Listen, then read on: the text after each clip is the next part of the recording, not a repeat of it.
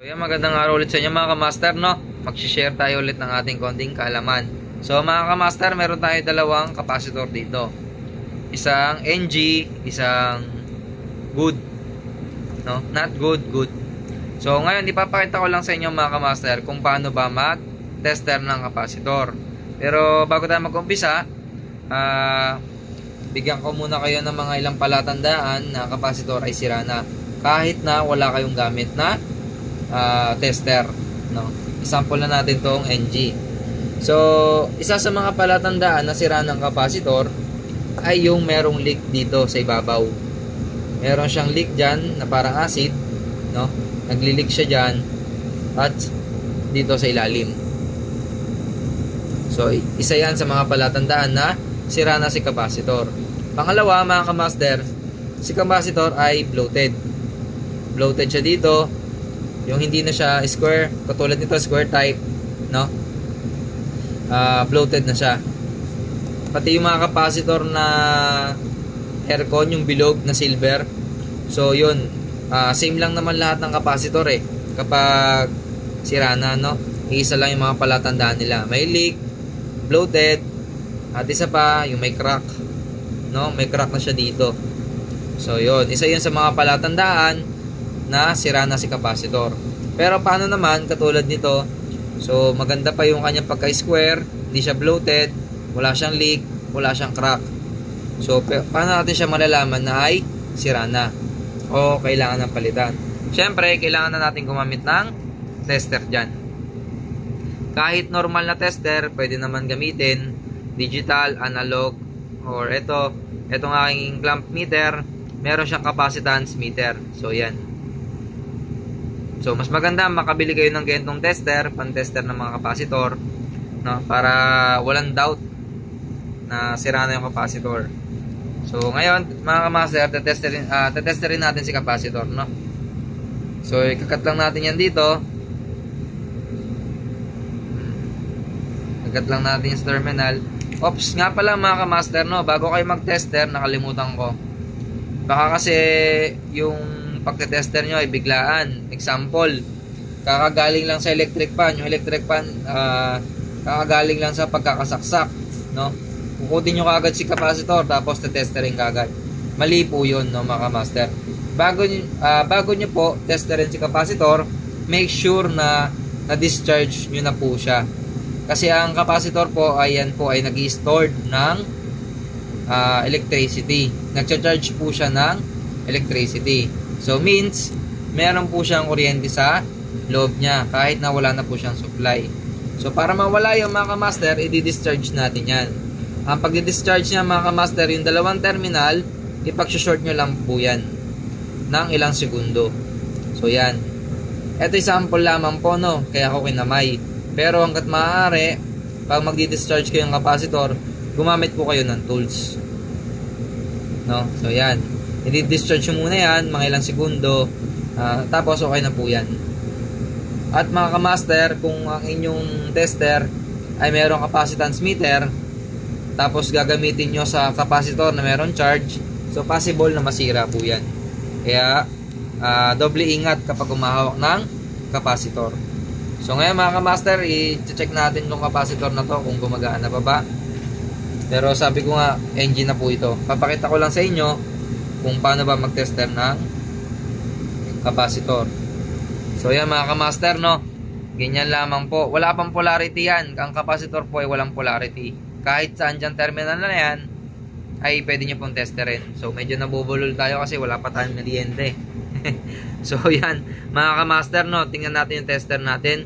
Kung makikita nyo sa ating tester mga kamaster, nakakalagay dyan ay OL or error o tawag dito shorted, no?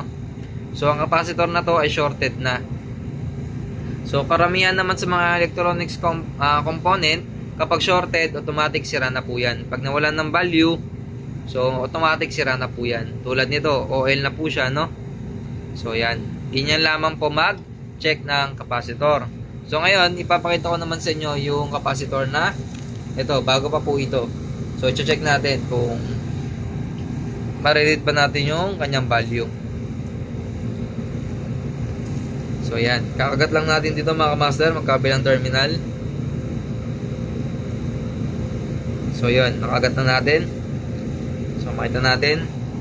So yan, no, mga kamaster, yung kanyang value ay 1.5 or 1.516. So may tolerance pa siyang 16. So tingnan natin yung value. Yung value ng capacitor na tinetester natin ay 1.5 microfarad. So yan. Tips ulit, no? Baka naman kasi mag-tester kayo ng inyong capacitor at ang gamit yung tester ay ganito, may capacitance meter. Nakita nyo, ang inyong capacitor, ang value ay 1.5, pero ang lumabas na value ay 1.3. So baka sabihin nyo, sira na kagad yung capacitor. So hindi po, no? Depende sa capacitor. Ang ating mga capacitor may tolerance po yan na positive, negative, 5%. Pero sabi ko nga, depende sa capacitor kung ilan yung kanyang tolerance.